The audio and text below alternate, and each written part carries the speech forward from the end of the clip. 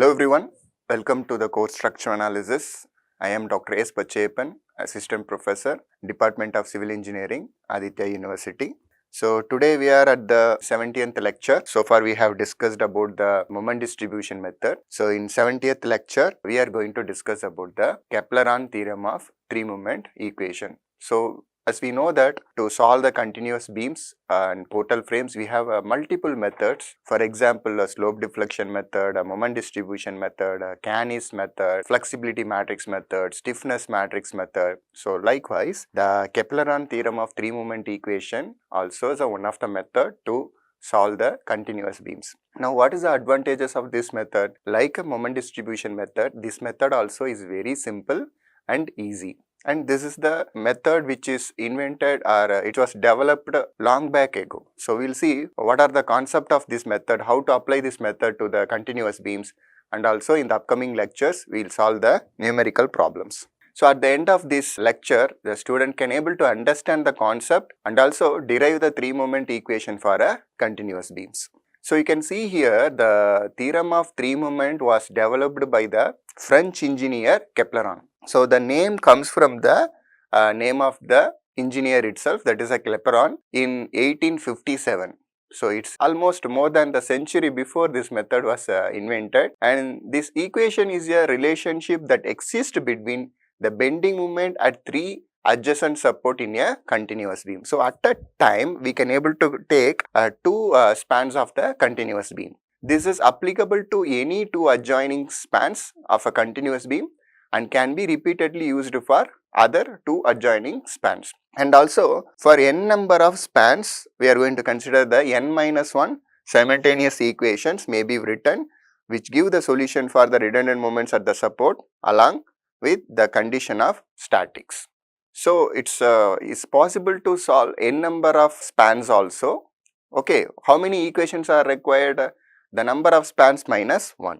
Now, you can see here we are going to consider two adjoining spans. For example, in this figure we can able to see the span AB and then span BC. Let's discuss the properties. Span AB having the moment of inertia I1 and span BC having the moment of inertia I2, and the length of the span, first span AB is L1 and the length of the second span is L2, and also they are considering span AB is having the different loading condition and the span BC is having the different magnitude of loads. And we can able to see that before the support A also we have a span, and then after the support C also we have the span. So, this figure which is showing in the right hand side shows the bending moment diagram due to the external loads as well as the due to unknown moments at the supports. We will discuss this. Actually, how I got this, I am getting the parabola for the span AB, and for the span BC I am having another parabola. This I got it because whatever the beam is given, I am going to consider that beam is simply supported and then drawing the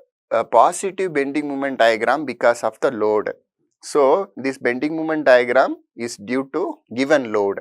And whatever the bending moment diagram you are seeing downward direction, let's mark it in a different color for a clear understanding. I am highlighting this bending moment diagram in a green color, highlighting portion.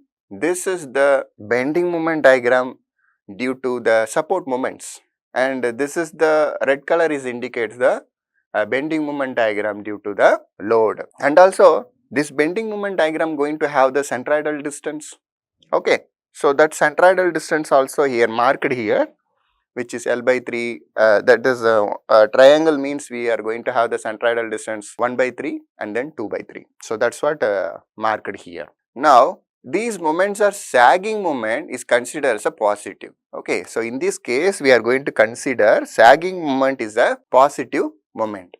The lower part of the bending moment diagram is due to unknown moments which is MA, MB and MC etc. in this case. So, hence MA, MB, MC are assumed as a hogging and negative. It is very simple and clear. Whatever the moment we are getting due to the external load, we consider that is positive. Whatever the moment we are getting in a support, that is we are going to consider as a negative moment. The upper part shows the bending moment diagram due to the load. So, that is what I explained. And these diagrams are considering each beam as a separate simply supported beam subjected to external loads. So whatever the beam is given, we are going to consider that beam is a simply supported beam and then drawing the bending moment diagram for the given external loading.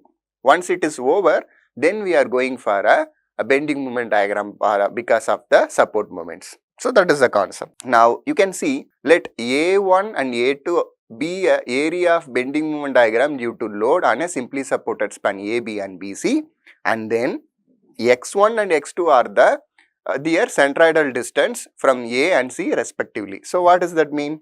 I am going to calculate the area of this diagram, which will be 2 by 3 of base into height. Similarly, this is also 2 by 3 base into height. Okay, so this is A1 and span BC it is a A2.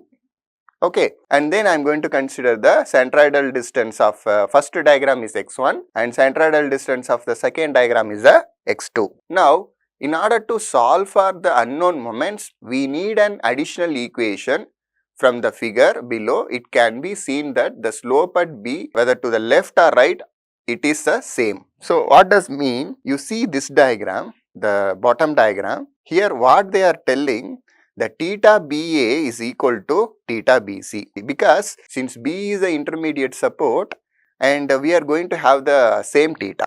Now we have another terminology which is TAB and then TBC also. Let's see what is that. So here we can able to see what is that TAB and then TBC. So where TAB is a vertical deviation of A with respect to tangent B.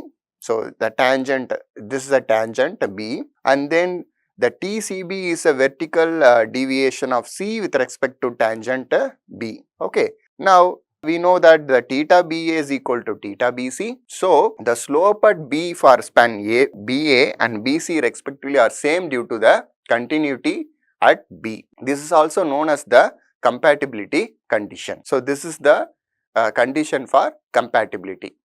As slopes are very small, we are going to consider like this. What is that? Theta B is approximately equal to TAB by L1. Similarly, the theta BC is equal to approximately equal to TCB by L2. So already we discussed what is mean by TAB and then TCB. Okay. So here TAB and TCB can be obtained by using the moment area method. What is the moment area method? We are going to calculate the area of the moment diagram. So from the moment area theorem, TAB is nothing but the moment of M by EI area between A and B. Similarly, the TCB is nothing but moment of M by EI diagram of which is comes between B and C. Okay, where we are taking the moment? We are taking a moment at C. Now, so this is the TAB. TAB is nothing but the summation of the area of M by EI diagram between A and B. So M is a moment. So moment diagram divided by the EI value. Okay, multiplied by what is X1? X1 is the centroidal distance. So while substituting all these values and then the centroidal distance, this is the centroidal distance and this is the area corresponding to the triangle. So we have calculated the M by EI diagram for the TAB and then TCB. When we are simplifying this, we are going to get these values. So what I am doing, I am putting the compatibility condition. What is the compatibility condition? TBA equal to TBC. Okay. So if you substitute TAB equal to TBC, and some of the terms will be get cancelled here, and the final equation looks like this. So this equation holds good when we have a continuous beam with a different moment of inertia. For example, span AB is a 2i and span BC is a 1.5i or 3i, like that. Different moment of inertia is given. Then this equation holds good. So this is the equation for a theorem of three moment equation. When another case is when the moment of inertia is constant. For example, the beam is, we can say, the prismatic. For example, I can able to say this pen is prismatic. Why it is a prismatic? Because here the cross section is same. Along the length of this pen, entirely the cross section is same. So that's why it's called as a prismatic pen.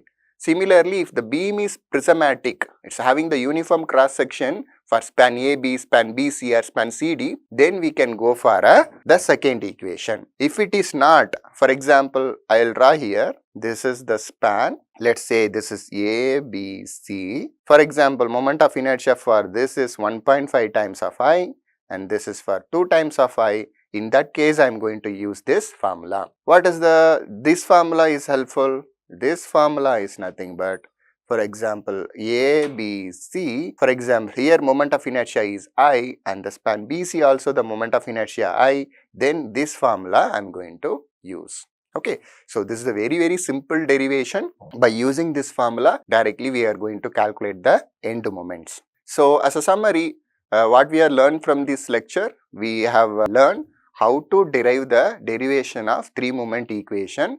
Now we know the equation of 3 moment when the different moment of inertia of the cross section is given, of the beam is given, or if the uniform cross section is given, then what is that equation? So the equation is very simple. What is that? MA_L1 plus 2 times of MB L1 plus L2 plus MC L2 equal to minus 6 A1 x1 bar by L1 minus 6 A2 x2 bar by L2. Okay. So this formula we are going to apply for a continuous beam in the next lecture, and then we are going to compute the bending moment. So thank you for watching this lecture. Thank you.